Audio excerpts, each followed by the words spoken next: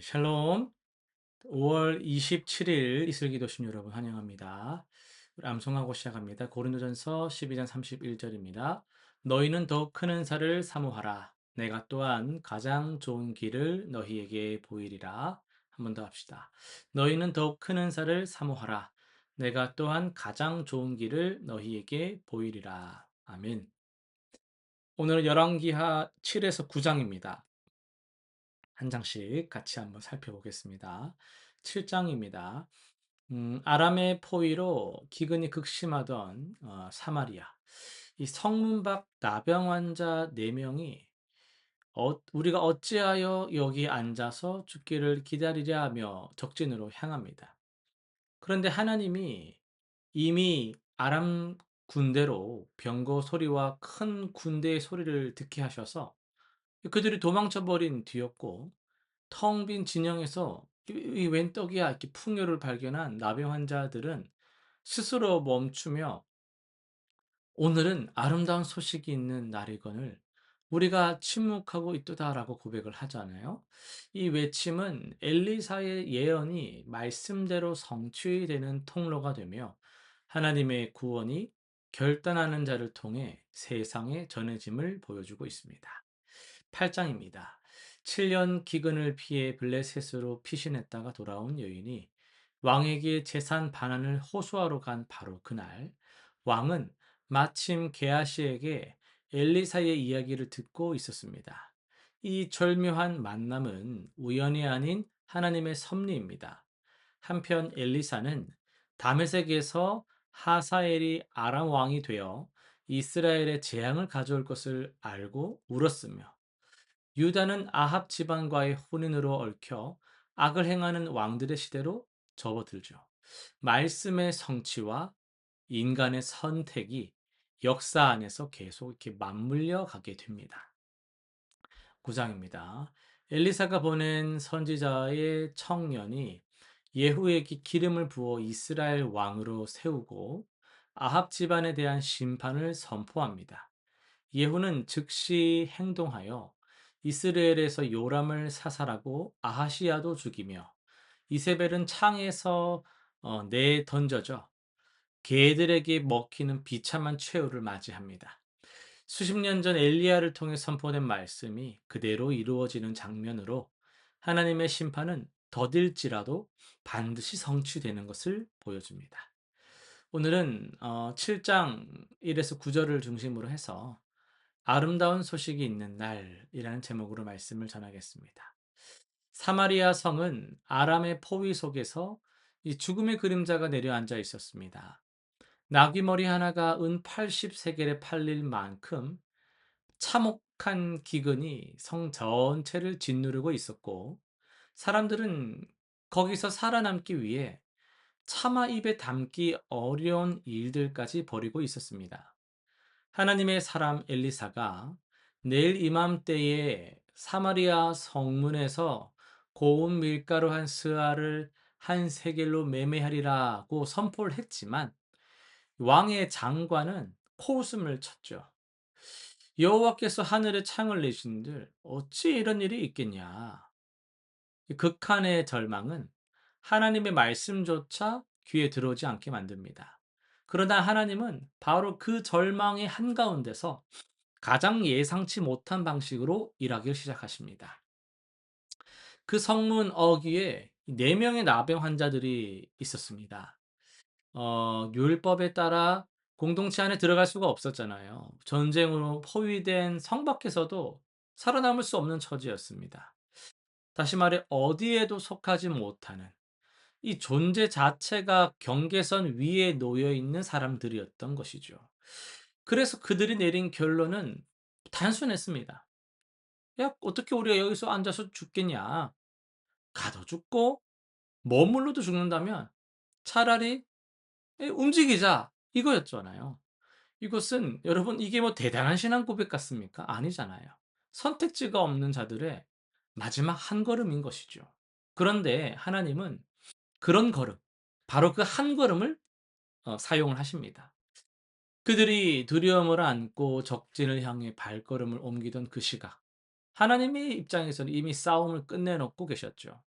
하나님께서 아람 군대로 병거 소리와 말 소리와 큰 군대의 소리를 듣게 하셔 가지고 그들이 모든 것을 버리고 도망쳤습니다. 나병 환자들이 첫 발걸음을 떼기 훨씬 전에 구원은 이미 예비되어 있었던 것이죠. 그들의 용기가 하자라는 그 결의가 구원을 만들어낸 것이 아닙니다. 하나님이 먼저 일하셨고 그들은 그 은혜의 현장 안으로 걸어 들어간 것이죠. 우리의 모든 믿음의 첫걸음 뒤에도 내가 예수를 믿노라라는 그 고백, 그것 이전에 그것을 위하여 먼저 일하신 하나님이 계시다라는 겁니다. 배불리 먹고 은금을 챙기던 그들 중 누군가가 멈춥니다. 우리가 이렇게 해서는 안 되겠다. 오늘은 아름다운 소식이 있는 날이거늘 우리가 침묵하고 있다. 여러분, 이 고백이 오늘 참 중요한 내용입니다.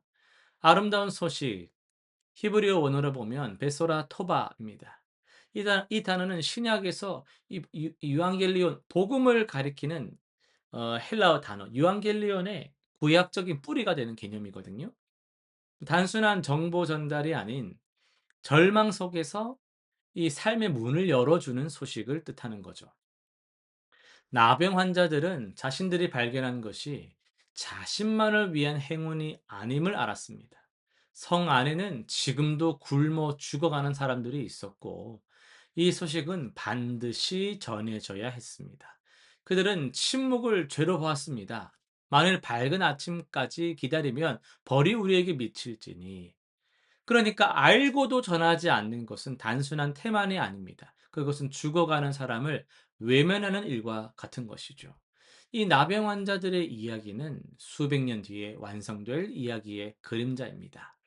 예수님 안에서 하나님은 죄와 사망의 그 포위 속에 갇힌 우리 인류를 위해 이미 싸움을 끝내 놓으셨습니다.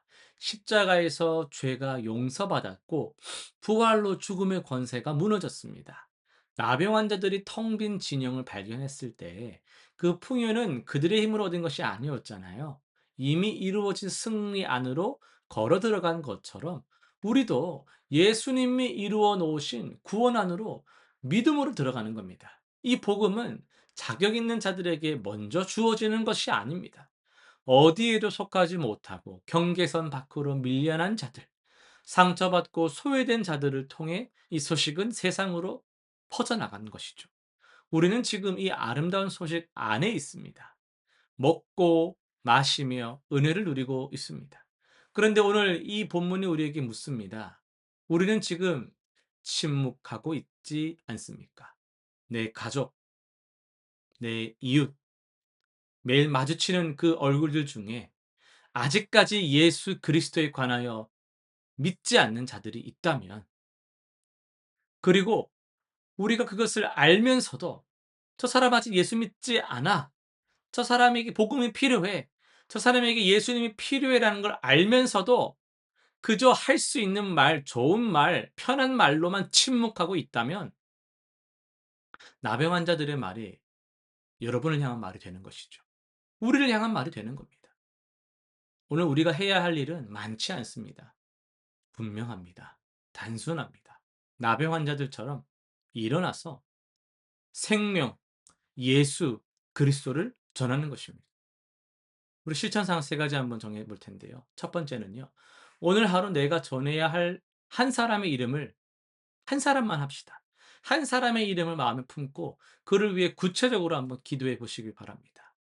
내일이 당연하리라 생각하지 마시고 정말 마지막인 것처럼 그렇게 그 사람을 위하여 기도해 보시길 바랍니다. 둘째는요. 두려움이나 부족함 때문에 주저하고 있다면 나병 환자들처럼 앉아서 기다리는 자리에서 이제는 일어나서 작은 한 걸음을 내디뎌 봅시다. 그리고 세 번째는요.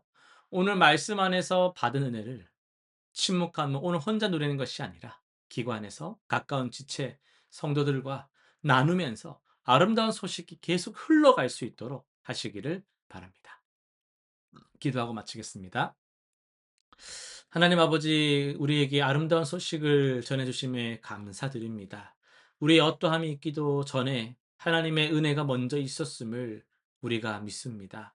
우리를 그 놀라운 순간에 참여하게 하신 주님을 찬양합니다. 우리가 이 소식을 들은 자로서 이제 어찌 살아야 할까를 막연하게 생각하지 말게 하시고 단순하게 일어나 나가 전하게 하여 주옵소서. 생각지 말게 하시고 고민지 말게 하시고 순종하게 하여 주옵소서. 저 사람에게 예수가 필요하다라는 것, 예수 그리스도의 그 생명의 은혜가 필요하다는 것을 알면서도 다른 말로 괜히 불편할까 봐 생각하고 주저하며 그 사람이 지옥으로 향하고 있는 것들을 방관하는 자가 되지 말게 하여 주옵시고, 싫은 소리 듣더라도 내가 해야 할 말들을 지혜롭게 담대하게 할 수 있는 그런 삶이 우리에게 있을 수 있도록 은혜를 내려 주옵소서. 감사드리며 예수님의 이름으로 기도드립니다. 아멘.